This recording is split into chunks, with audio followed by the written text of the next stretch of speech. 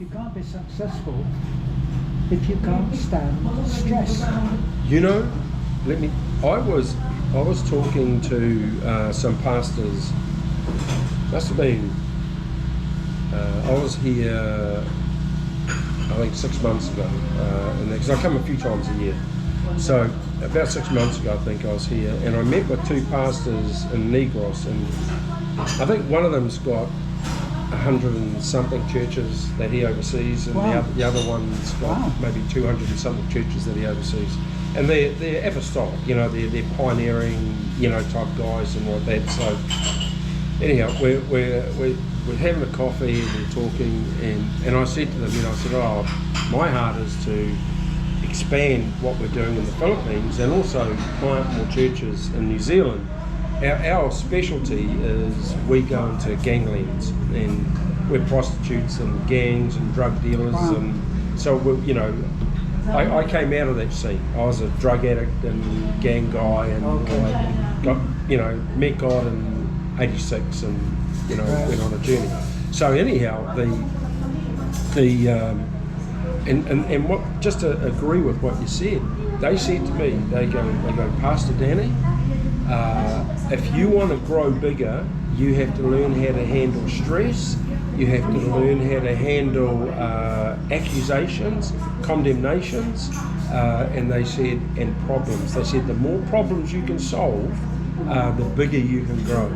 And so they started telling me, and these are Filipino pastors, they started telling me about what they have to go through daily.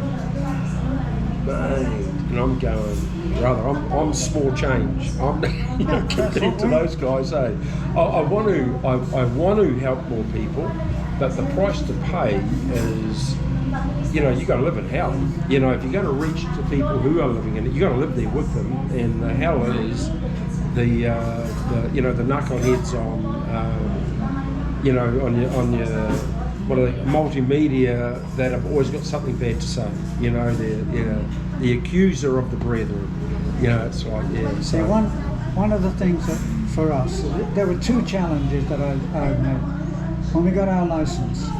Yes. So now that we have our license for our thing, on the channel that has the 12. I hate that Norman. They're gutless, aren't they? So that's what they were doing. Yeah. They said, and they were accusing us of all the things, of being cheaters and liars and thieves and all of this.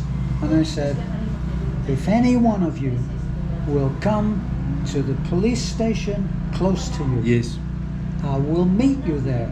Yeah. And I'll bring my toothbrush and toothpaste and change your clothing. Yeah. And then you present your ID and your evidence of the accusations that you are making against us. Yeah. And you prove your point. I'll be ready to go into into jail. Yeah. But bring your ID. Yeah. Because if you don't have evidence that will stand up to it, that's my turn. Yeah, that's it. No one. Nobody said. You know, they hide behind their computer screens and their usernames. They think, they're username. Just no. I mean, it's guys like you guys that are feet on the ground, walking with the people, seeing the needs, and as best as you can, following the needs and helping the people. I mean, anybody can sit there behind a screen and make judgments, you know, it's like, but 99% of them will never ever get away from their screen or out of their lounge and actually walk in the slum or go and help somebody, you know, it's like, so they seem to have a voice, you know, if you can't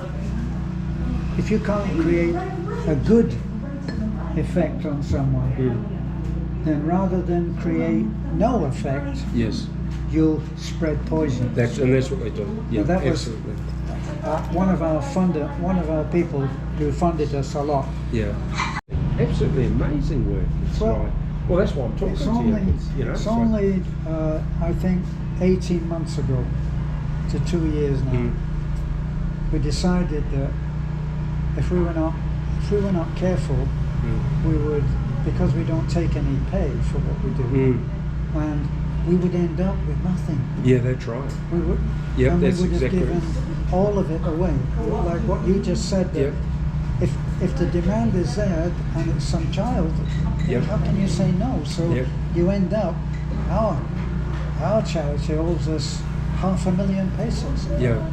And yet the average response for Filipinos who have a job, who have money, and are surviving. Yeah.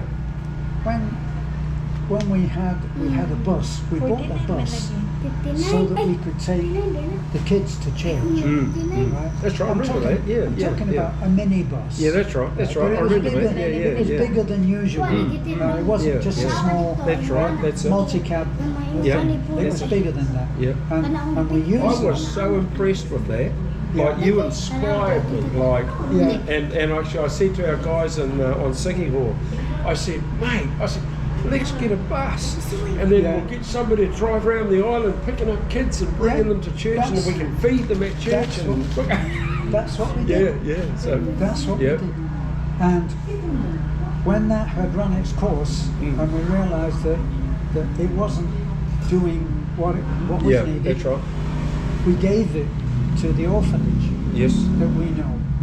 We gave it to the orphanage, and the mechanic that used to do our work, he said, what happened to the blue bus? I said, we gave it to the orphanage for the use of children.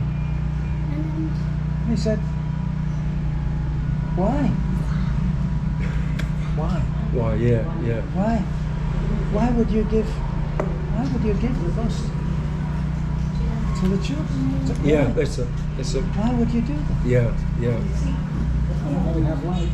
We have light. The light. Yeah. So, no.